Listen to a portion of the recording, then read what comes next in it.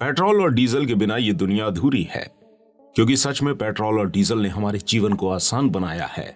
इसी कारण से हम इंसानों की जरूरतों में से एक जरूरत पेट्रोल और डीजल भी है।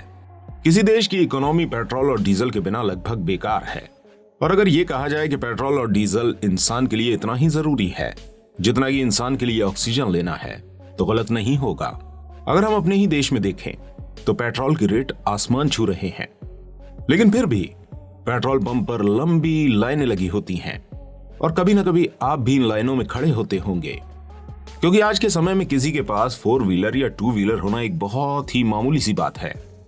पर क्या कभी आपके दिमाग में सवाल आया है कि अपने देश में पेट्रोल आता कहां से है और कैसे पेट्रोल और डीजल निकाला जाता है? और जो लोग ये काम करते हैं, क्या आप इनके बारे में जानना नहीं चाहेंगे कि उनकी जिंदगी कैसी होती है? अगर आप इस बारे में जानना चाहते हैं तो ये वीडियो आपके लिए है, क्योंकि आज हम आपको बताने वाले हैं पेट्रोल और डीजल कैसे निकाला जाता है। और आप देख रहे हैं इंटरनेट शेड्स। और वीडियो शुरू करने से पहले आपसे रिक्वेस्ट करेंगे कि चैनल को सब्सक्राइब नहीं किया है तो सब्सक्राइब जरूर कीजिएगा और नोटिफिकेशन बेल दबाना बिल्कुल मत भूलिएगा। दोस्तों, आप सभी जानते होंगे कि पेट्रोल और डीजल दरअसल क्रूड ऑयल से मिलता है। कच्चे तेल को जब जमीन की गहराइयों से निकालकर अलग अलग तापमान पर वेपराइज किया जाता है, उसके बाद जाकर हमें पेट्रोल और डीजल प्राप्त होते हैं। दोस्तों, वैसे तो दुनिया में ऐसी बहुत सी जगहें हैं जहां पर तेल मिलता है, लेकिन हम अगर इंडिया की बात करें तो हम आपको मुंबई के समुद्र में लगे ONGC प्लांट के बारे में बताएंगे। इसका पूरा नाम oil and natural gas corporation limited है। मुंबई में तेल का ये कुआं अरब सागर में चल रहा है। ये देश का सबसे बड़ा ऑयल प्रोडक्शन प्लांट है, जो कि देश के 71% ऑयल प्रोडक्शन को संभालता है। और अगर हम दुनिया की बात करें तो सबसे ज्यादा तेल खाड़ी देशों में पाया जाता है और गल्फ कंट्रीज ही दुनिया भर के तेल को मैनेज करती हैं। दोस्तों, पहले समय में तेल का कुआं खोदना बहुत आसान हुआ करता था, क्योंकि पहले धरती में बहुत अधिक मात्रा में तेल पाया जाता था।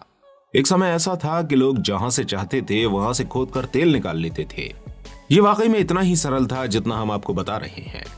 लेकिन भारत में कच्चे तेल की कहानी आसाम के डिगबोई नामक स्थान से शुरू होती है। दुनिया का पहला कच्चे तेल का कुआं 1859 में खोदा गया। उसके सिर्फ 7 साल बाद भारत में 1866 में डिगबोई में तेल का कुआं खोदा गया। कहते हैं कि उस जमीन के आसपास हाथियों के चलने से अंग्रेजों को थोड़ी ऑयल वाली मिट्टी दिखाई दी, तो उन्होंने वहां के लड़कों को बोला, डिग बॉय डिग, मतलब खोजो लड़कों खोजो। और इसी वजह से उस जगह का नाम भी डिगबोई पड़ गया। परंतु जब डिगबोई में पहला उत्पादन शुरू हुआ, वो साल था सन 1889। उसके बाद उस तेल के कुएं से उत्पादन शुरू हुआ और फिर असम एक बड़ा सेंटर बना कच्चे तेल का। और उसके बाद गुजरात में भी बहुत तेल ढूंढा गया। असल में 1956 में ONGC बनने के बाद गुजरात में बहुत तेल मिला। इसके बाद ONGC ने गुजरात के अलावा मुंबई में बहुत बड़ा तेल भंडार खोजा और वहां से इसका मुख्य उत्पादन होता है। अब दोस्तों, बात करते हैं कि तेल प्राप्त कैसे होता है। ये तो आप सभी जानते होंगे कि कच्चा तेल प्राप्त करने के लिए मुख्य रूप से 2 जगहें हैं, एक है समुद्र या फिर जमीन। इन्हीं दोनों जगहों के नीचे दबा होता है कच्चा तेल। आइए जानते हैं समुद्र से तेल कैसे निकलता है। दोस्तों, तेल निकालना इतना आसान नहीं है। इतनी गहराई में से तेल ढूंढने में कई बार तो उसमें सालों लग जाते हैं और बहुत ज्यादा यानी अरबों रुपया भी खर्च होता है। अगर समुद्र की बात करें तो आपकी जानकारी के लिए बता दें कि जो तेल हम तक पहुंचता है उसे ढूंढने के लिए समुद्र में कई बड़ी और महंगी मशीनें लगाई जाती हैं, जो एक जगह से दूसरी जगह तक तेल ढूंढती रहती हैं।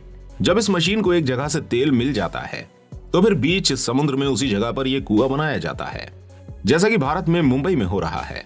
इसके बाद समुद्र के अंदर खुदाई की जाती है, बिल्कुल वैसे ही जैसे हम घरों में पानी के लिए खुदाई करते हैं। लेकिन यह खुदाई हजारों फीट नीचे तक होती है। जैसे ही कहीं से तेल मिलता है तो उसे पाइप्स की मदद से तैरती हुई रिफाइनरी तक पहुंचा दिया जाता है।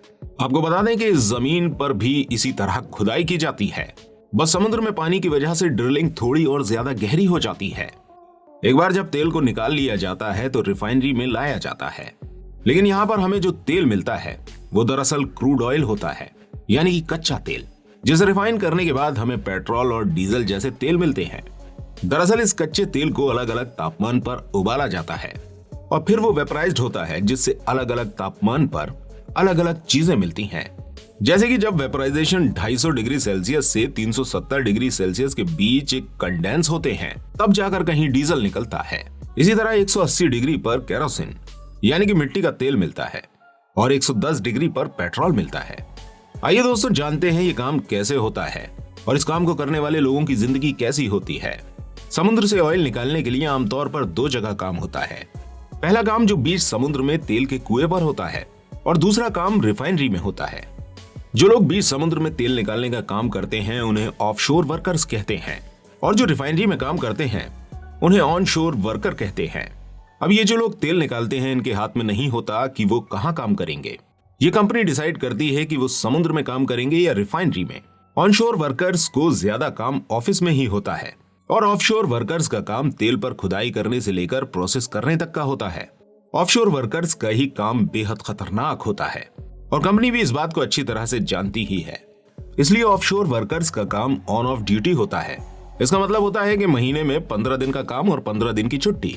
कुछ कंपनियों में सिस्टम 21 दिन का होता है, मतलब कि 21 दिन काम और 21 दिन आराम।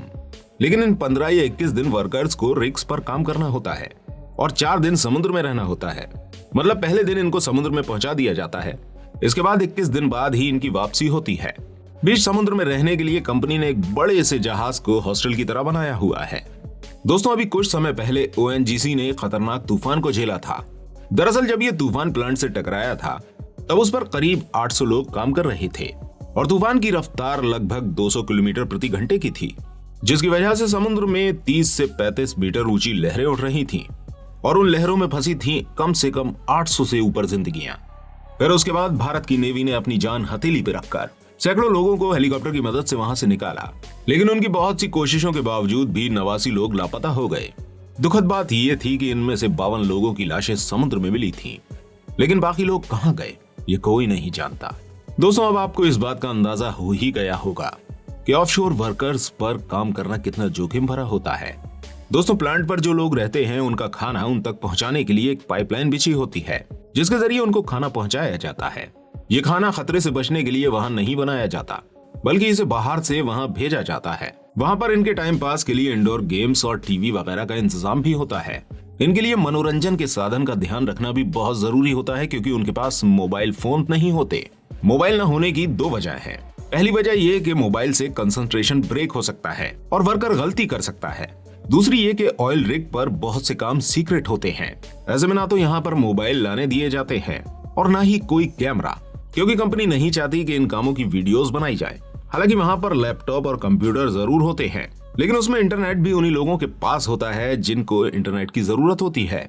अगर आप इन लोगों की ट्रेनिंग की बात करें तो इन लोगों को काम के साथ साथ पानी में सरवाइव करने की भी ट्रेनिंग दी जाती है, क्योंकि अगर वो किसी वजह से पानी में गिर भी जाए तो अपने आप को जिंदा रख सकें और इसी तरह जीते हुए वो हमारे लिए समुद्र की गहराई से तेल निकालते हैं।